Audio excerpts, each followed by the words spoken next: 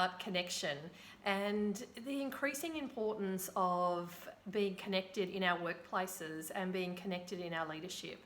The last couple of years has seen so much focus post the back of a number of Royal Commissions and the focus that we have on building trust and building engagement in our teams and in our leadership. It's so critical.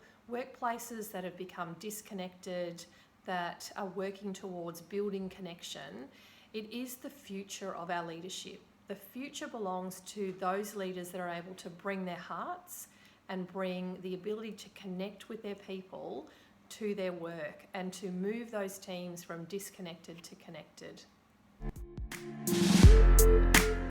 When our teams are disconnected, when our people are feeling disconnected, there's that sense of just turning up to do the job. What you notice is when you're measuring engagement might have dropped significantly. We could perhaps see performance issues. So people are starting to check out, people are not connected to their teammates, to their leaders, to their work. And so often how this shows up as performance issues. And so as leaders, we tend to manage it as a performance issue rather than an engagement issue. So getting to the heart of what's going on for our people and managing the disconnection is critical to being able to turn that corner in terms of building back the connection. One of the other things that we see when it comes to the work that we're doing around connection is we've all heard of the saying absenteeism, but how about presenteeism? And what we notice is this is when people turn up just to get the work done. So they're present, but they're present just to collect a paycheck. There's not a huge degree of trust. There's not a connection between workmates or leaders for that matter. They're just there, they're just doing the job. And often that's why it goes unnoticed because the work is getting done. But what's missing? What are we able to leverage and ensure that we can continue to grow trust, to grow performance, and to lift that connection. As leaders start to work on connection and engagement in their teams and in their businesses, the next level we see is our teams, our people starting to become more engaged. And this is really the first sign that we're building trust.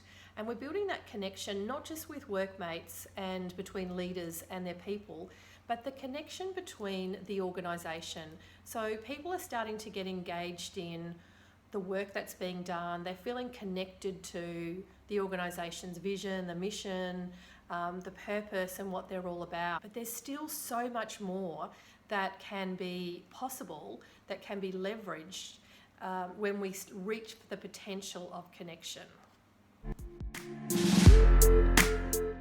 As leaders work more and more on building post-engagement, building really strong foundations of trust, leaders being able to bring their heart to their leadership and to the work they're doing with their teams and be compassionate and be humble and curious and really get to know their people, they start to build the motivation within their teams. They're moving beyond being engaged in the work to actually be motivated to do more, to be more, to show up as their best self. So this sense of motivation in teams, in people, in organisations is really starting to leverage the ability to be connected and that connection drive performance and drive and people outcomes so much more.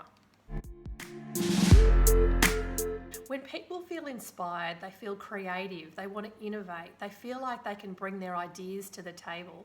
They're inspired not just by their leaders, but they're inspired by the people around them, by what the organisation's doing for their customers, for the community, and everyone is bringing their best self to work. When you are leading teams that are driven to do more and feel free to bring everything they have and all of their thinking to their work, that's when we get inspired teams. Feeling connected is the ultimate human condition. It's when you love coming to work, leaders are driving great outcomes from their teams and their people. We're connected both at a head and a heart level, and ultimately, this is the place where organisations and performance thrives.